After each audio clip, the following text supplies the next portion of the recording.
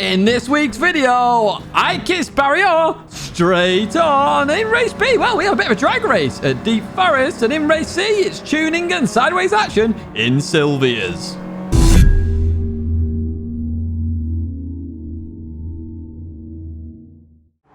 Hello everyone, and welcome back to the Gran Turismo weekly race guide here in 2023. Last week was unbelievable with race C. I knew it'd be one of the best, if not the best daily race in history. This week, oh, we take a nosedive. But we'll jump to that a little bit later on. It's one of the future races. We're currently looking at race A, which is in the BAC Mono at Lago Maggiore, West End Reverse. Now, what we're doing here? Well, we're doing 6 laps. It's a grid start. You will need traction control. And we're on the racing hard tyres. And bot is on. If you want to skip this race, I'd advise probably don't skip this race and have a bit of fun with it. Then use the timestamps in the background. However, we're not skipping it. We're jumping to the race. Let's have a look exactly what happens. Here we are then at the start, and mixture of driver ratings here, of course, because it's quite early on in the day. An hour ahead of normal. Now, traction control is on 1. You don't have to hold the brake here, so just foot to the floor, and off you go. So you can see the traction control helping a lot there. The roll flow there, no traction control on. Does slow me down a little bit there with their spinning, but they do survive, and we continue on with the race then. So, Lago Maggiore, West End Reverse. Bit of a difficult track, to be honest with you, to get right. It really is. As we head down towards Banky Boy then, one of 2 hairpins at this circuit. So in we go. I'm staying in 4th gear here for a bit of balance. Let me get on the inside of Gendo's there. And we're also on the inside of Fred then, heading over the crest of the hill. Got to go towards that left-hand side, down towards the 2nd hairpin, then in towards the braking zone we go. And we get absolutely planted from the rear and meet Barrier. Yes, very, very frustrating, that one. They do leave as well. We'll have a look at that in the bloopers, of course. Sai's been tagged as well. We continue on out then in P9, and we're going to advance a bit further on, of course, where we do catch up to Rolfo the very next lap. So we do have some pace in this car. Heading in towards this double left then. Rolfo gets it a little bit wrong here. Where am I going to go? I'm going to try around the outside. Bit of a dangerous move to try. Get pushed out a little bit there. Even so, we continue on. Lots of fighting up ahead there. We've got Shelty. Oh, hello. We're oversteering. Got Shelty fighting with Soggy Bottom Boys. And who else? I can't see who's in P5 there. But we're in a fight at least. We are in a fight as we go through this right-hander then. Really using all that curb. Oh, somebody's off. Somebody's in. Oh, they come back on. We can see it now. It's hello. Hello to you too. As we go through here then. Again, 4th gear, your best friend in Banky Boy. You can see how much it helps then. So you head over the crest of the hill and in towards this braking zone. I was very scared here, but the Rolfo got it right. Fair play to you. 3rd gear then. Round we go. Shelty's been hung out to dry there. We continue on, and Alu's just got it all wrong there. We go. What a move! Down the inside there. They were just slowly going up the hill, and we were just like, yoink. So a few laps later then, and with Shelty in towards the hairpin, we go again. As we slow it right down. Staying in 3rd gear. I don't know why I'm speaking quieter as we slow it down. It's getting all tense and exciting. Through the right we go then. Shelty gets a little bit of a wobble then. We don't. We have a run on Shelty. Down the inside we go. That is us up into that cursed position that we are all very well familiar with. P6. And we've got Soggy Bottom Boys and Fred. Look, Fred's done very well. We were side by side with Fred earlier on. Fred's done really well in this race as we go through that left-hander. In towards the hairpin then. We just found a bit further on because nothing happened. And as we leave here, we're going to try and belt it out of here as fast as possible. Into the right we go. A bit too much. And, oh no, we send ourselves to the realm there as we go off. We visited Narnia. So we just wait for those guys to go by because I couldn't really come on safely as that's the racing line. And we're just going to kick off again. So, yeah, I've been myself. Very hard car to control. We're going to go through a lap guide. I will explain it a bit more here. So, as you head over at the start-finish line, you're looking for that little girder on the right-hand side. Now, this isn't a brake marker. This is a lift-off marker. So you're just going to lift off here as you turn in, okay? You're going to go foot to the floor again, and you're going to lift off again when you get to those tyres on the left-hand side. The Italian tyres, as we will now call them. So again, you just lift off slightly. You want to be over the curb on the inside that you saw during the race here. Get on that curb. It'll bring you around a little bit more and accelerate through. As you head towards Banky Boy, it's a very early brake. This car's brakes are atrocious. So you're using the orange barrier on the left-hand side as your brake marker, okay? And 4th gear. 4th gear is awesome here. Do not touch the sausages on the inside. It will unsettle the BAC mono. So 4th gear, don't use all the inside and just accelerate out. Up the hill we go, and over to the left-hand side, over the crest of the hill, and you're going to be braking early again because the brakes are atrocious. That last billboard on the right-hand side is your brake marking. Now, you can try and push it towards the end of the billboard or in the middle of it. It's up to you. But again, that billboard is your brake marker. Now, I stay in third gear for here. Some people will go to second. I stay in third. I just want to get it round. And then the car's bouncing as I go through here. It doesn't, you know, upshift in the gears will cause a bit of an off balance with the car. So I stay in third and it just keeps the car balanced. And that's what you really want with this car.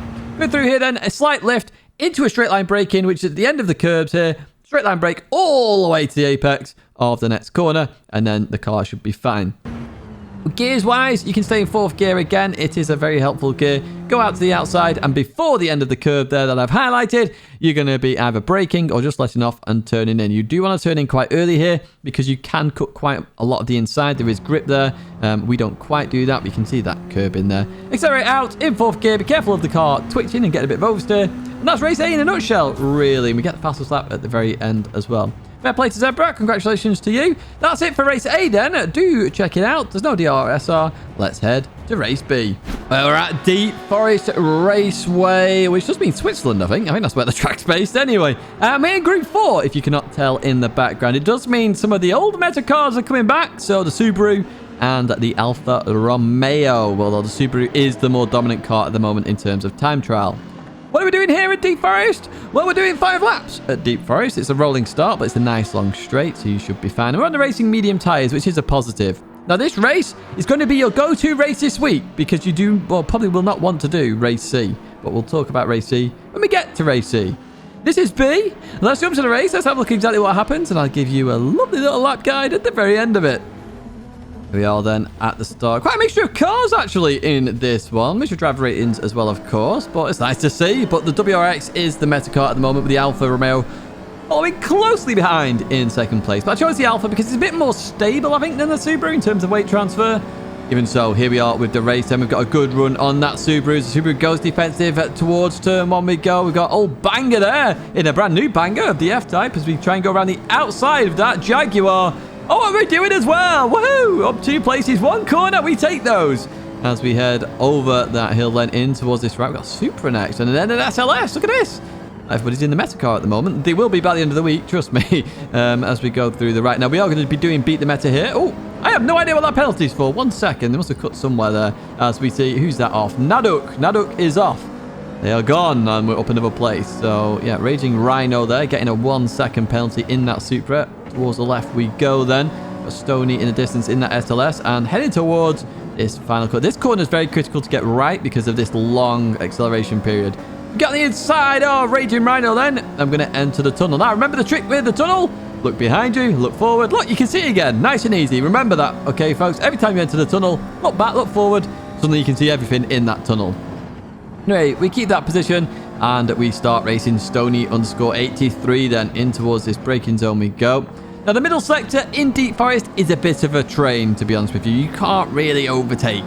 You really can't. However, you can overtake here. So Stoney goes toward, well, was heading back towards that left-hand side. So I thought, I'm going to go on the right here. I'm going to go on the right, see if we can overtake Stoney as we head towards that hairpin then. Very dangerous corner this. You will see a lot of dives down here, especially because it gets more frustrating in the race when you can't race in the middle section. So you will see a lot of dives here. So Stoney down the inside. I'm on the outside here. Beautiful racing with Stoney here. Gives me enough room there. Actually gets a bit of an oversteer on the exit. And we're going to get P9 then. Up to P9. We've got Petrol Head in the distance. I'm assuming that's how you want me to pronounce that. Petro L Head. But even so, Stoney's behind in that SLS. Now, that SLS isn't slow by any stretch of the imagination on these straights. You can see Stoney coming back at me. But Stoney, it looks like they decide to stay behind me here and not go for the move. So not wanting to lose time potentially. I don't know. Maybe Stoney can mention that in the comments. Your decision there. Even so, we're going into this braking zone then. And we're looking to try and catch up to Petrolhead. Let's advance a bit further on where we do. Now we're on that straight. And that Mustang is quite quick here, you know. It's quicker than you think that Mustang is. Look, we're not really gaining then. In towards the braking zone we go. Very good on the brakes as well, that Ford Mustang. So we're going to go through that left. Boots it out very quickly, and Petrolhead looking to keep that position then here because they're accelerating away from me right now in that Mustang. The Mustang actually showing that it is a bit of American muscle. So we advance to lap 5 then now, and you can see we've just hit a train of cars here. We've got Chicken Angel there, shout out to you, in the Silvia. What we've got ahead of them. We've got a Subaru, then another Subaru, and then having another Subaru. Okay, The Meta cars are towards the front, which is where we expect them to be as we head down here. And you can see this train of cars happening. You can't really overtake there as we then head towards this corner. Again, a corner to really try and nail here. Just absolutely boot it as early as you can here. You can boot it earlier than you think as well, using that curb, abusing it to some extent. And you can see the Mustang here looking for a move on the Silvia. So I'm then looking, going, okay, you may have a go at TCR Chicken Angel, but TCR Tidge is going to have a go at you as we head down towards the hairpin then. And here we go. The Mustang looking down that inside. Outbrakes Chicken Angel then in towards the braking zone we go.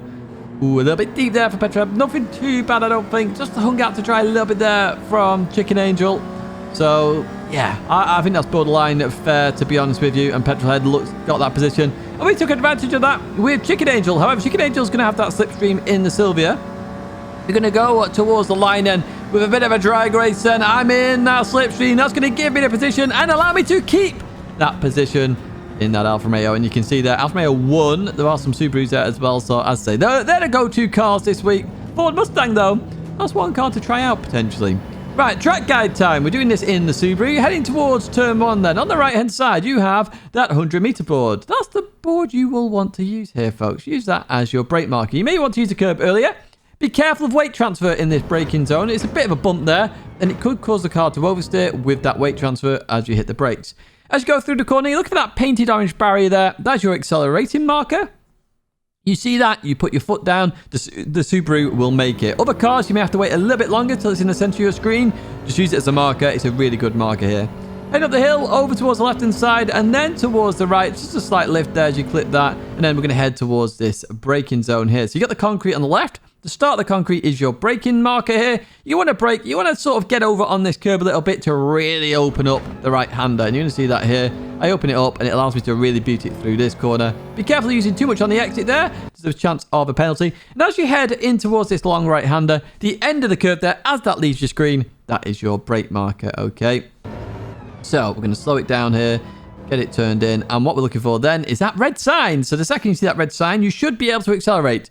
If you start to understeer, I'd recommend you lift, okay? Because there is a penalty on exit if you use too much of the green stuff there that you can see here. We do use quite a lot of it. Then we're going to head over here. So as the curb then protrudes into the track, so as it comes into the track there, where I've highlighted, as that leaves your screen, that is your brake marker if you want to use the brakes. Now on this lap, I think I try and just lift, which, oh no, I do dab the brakes a little bit, and I should have done it a bit more, but you can see there how much you can push the car. Heading towards this corner, a very vital corner to get right. You can use the start of the barrier on the left-hand side, which has the orange tip, or you can start using these lines where the tarmac changes for the bridge there. As you go through this corner, just boot it as quick as you can. I could have booted that earlier there, and the car would have just turned a bit more, rotated a bit more, and carried on. Really vital corner you get right. Remember the look behind forward thing to get your vision correct. As we head towards the last corner then, and on the right-hand side, you do have the blue and white tower, but what I use is the end of that larger fence in there, okay? It's just before the 100-meter board. I use that because you don't want to brake at the 100 just before it. I'm going to slam on the anchors then. Now you want to turn in and just boot this quite early. The car will rotate a little bit, so be careful of oversteer. But that initial rotation will get you around a lot quicker. Otherwise, you'll suffer a lot of understeer.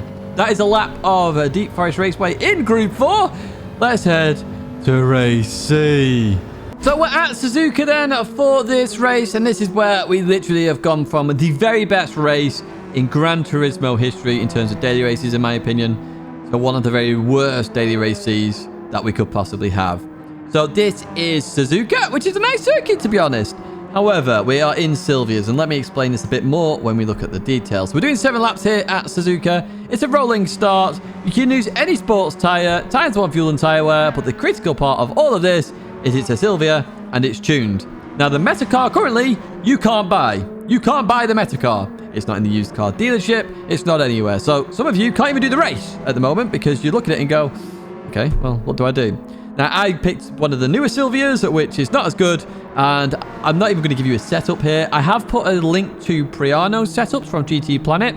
Shelty uses that as a base in this race, so it may be worth looking at those. I used it as my base as well, so shout out to Priano for all these setups. Let's jump to the race then. Let's have a look at exactly what happens because, as I say, this race probably one of the worst in history. Here we are then at the start. So you can see Slighty in then. That is the quickest. I say Slighty. It's Excelati. I don't even know how to pronounce it, to be honest with you. That is the meta car here. And Shelty's in it behind me. And just look at Shelty go here. Look at this. This is unbelievable. I'm in a different class of race. It's technically, we've got multi-class racing. Some people wanted multi-class, didn't they? So here we go. Got Ron Star there, who's in a basic Sylvia, I assume, as we go in towards turn 1. So yeah, I mean, this is what I mean by this. The fact that the cars are so different. The setups, you don't know what setup to run.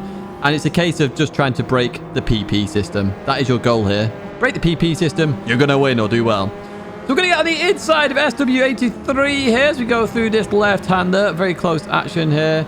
Slight bit of contact, but we straighten them up again as we continue on. Then somebody else comes through behind. Slight tap. They've got a very sketchy car, I must say. The fact that a slight tap does that.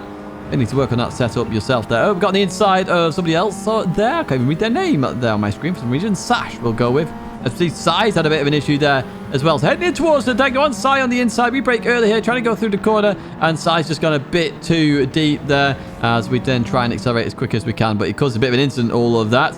Now, I did speak to Sai afterwards. He said he was going off anyway. So I was right to continue on. It wasn't in my head at the time. Should I have continued? Should I have waited?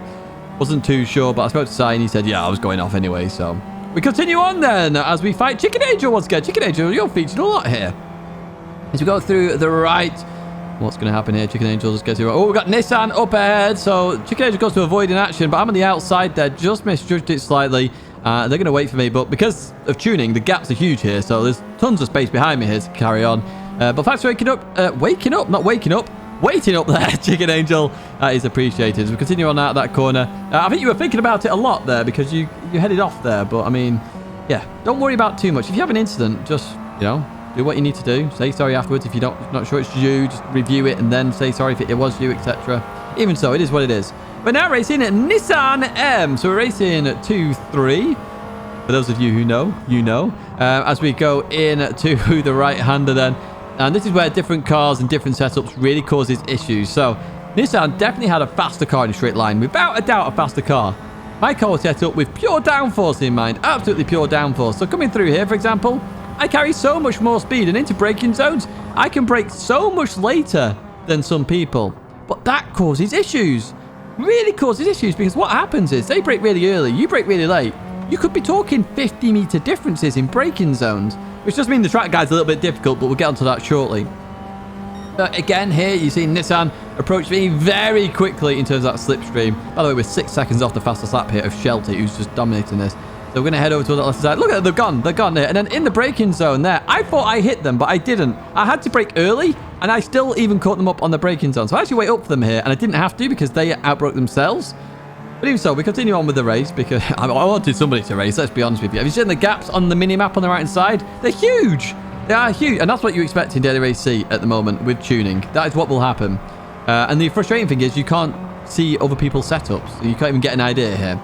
We're going to continue on with the race with Nissan then as we go through this right-hander. Just looking to overtake as we go into this left. Now, I knew they'd go deep here, so I was going for the old cutback. Works a treat here. Happy days. Job done. And you're going to see the instant gap that we create with Nissan. So you can see the difference here. 2.5 seconds already. Heading towards turn 1 then. We just had to brake ourselves a little bit here. Just carried a bit too much speed. And we're going to go for a little spinneroonie. I was like, oh, for goodness sake. Now, Nissan's going to get back past. I somehow have to get past them again, even though they're quicker in a straight line. However, Nissan kindly decides to go off as well there, hitting the gravel trap, comes back on here, and we have a huge run here because of the corner, and we get back past. Happy days indeed. I'm going to give you a track guide during the race here because it's going to vary so much car to car and on your setup. So what you need to look out for here, a very safe marker to use. I'm going to go with safe markers here. The painted orange barrier on the left-hand side. In my setup, you can brake a bit later. In others, it will be a bit earlier. But the orange painted barrier there, a good initial starting point. You're going to trail brake through this corner here, and then you're going to accelerate out. Now, we're going to have a bit of a race with a Duppy G here. Now, you may want to brake for these first corners, or you may want to lift. Now, I normally lift through these, but I've taken a compromising line now, so I'm going to have to bring it back a little bit. But yeah, lifting generally works here. You want to keep the car as balanced as possible. If you brake, the weight shifts a lot more in Gran Turismo, as you know. Again, you're looking to slow the car down a lot here. As you head towards this left, you may want to brake or lift. Now, I brake here because I'm going for the old cutback that we saw earlier on. Now, you can lift. Change gear as well does help with that rotation. So either of those you can do on that left-hander. Let's give you a brake marker now for Tidgney 1. Now, you can use the flag marker on the left-hand side or try and get as close to that 50-meter board as possible. You could also use a light on the right-hand side, but generally speaking, I'm always looking at that 50 and what I can do with that 50-meter board. Now, the second marker here for Tidgney 2 is that Marshall tent on the left-hand side. It's a white tent, very obvious as that hits the edge of your screen. That's generally what I'm doing in any game, in any car, really. That is my marker for Tidgney 2. As you see, we were a bit slow through there, to be honest with you. Could have carried more speed, but again, these different setups, you've got to be so wary with other cars. Head towards the hairpin then. At the end of the curve there, on that right-hand side, is your brake marker. Again, looking to slow this down. Be careful here. This is where the setups are going to be the biggest impact because you're going from very high speed to very slow speed. So you're going to have to judge each car accordingly. There will be a lot of crashes here. If you're after crashes, this is the race for you because there'll be a lot of them. Trust me. Continuing out of there, then, we're going to have a race with Duppy G around the outside. They're on the inside here as we continue on. And what we're about to see is some drifting. Look at that drift. Well held. Are they going to keep it? They do indeed. Well played there. Oh, yeah, we're doing a track guide here, aren't we? Spoon. The right-hand side, the tarmac. That is always my brake marker that I use there. So use that. You know, you may have to brake early, late. Again, I don't know, depending on your setup, the car choice. There's about a million choices here. So this track guide is obviously very, very generalized. Second part of Spoon, of course, is your braking and turning before the end of the curb. That is for any car, because if you even touch that green stuff, you're going for a little spin, as you saw earlier on. Go through here, Darth and Maideness, showing us their drifting skills now. I didn't know Star Wars had joined Gran Turismo, but even so, we have Darth Maideness. Wonder if they are the... Is Darth the big one and the small? I don't know. It's Emperor Palpatine. I have no idea. Anyway, let's get back with Gran Turismo. Head towards 130R then. Again, it's going to vary massively for people. Some people will have to brake. Some people just lift. Some people will be hard braking. Just be careful here. I dab the brake a little bit here. I want to drop 10 miles an hour in my car in particular. So the 50-meter board is what I use here. Go through here. Do not touch the slippy stuff, as you see there, but we catch it very nicely. Head towards the Casio triangle then, which is the chicane, for those that didn't know. As the yellow line appears there on the right side, that is my brake marker. That is my brake marker for this corner. And again, we're going to slow it down here as we come in. So hit the right, slow it through the left, and we're going to come home in P4. Look at Shelty's lap, a 2:13.1. I am 4 seconds a lap off the pace. That is the difference, even though we're using the same setup here. So it's 600 pp, 345 brake horsepower. Unbelievable. Absolutely unbelievable. But there it is. So well played to Shelty. And it's now time for some bloopers. Right, let's start off with race A then. And we have Gendo here. It just completely outbroke themselves. I don't think they'd practiced this race and didn't realize the braking zone for that corner, so they leave there. One, I would say you do need practice for this race. You really do. Right, what happened with Leon here? Then we've got Shelty down the outside. We've got Sai in the distance there. Oh, Leon just straightens up the car a little bit, pushes Shelty into Sai. So that's what happened to Sai in that race. Right, go into this one. Okay, this is an interesting one. So going into this left then, because they did leave me room here, and then it's a slight tap. I'm amazed at how oversteery that car is. Now, that's a bit more of like a pit maneuver there by Ronstar. Was it Ronstar? Ramstar? I did not even see that. Apologies. That car seems very oversteery to me. I wouldn't expect that, but even so, there's a bit of racing instant, in my opinion, with the side-by-side contact. The second one, more on Ronstar there.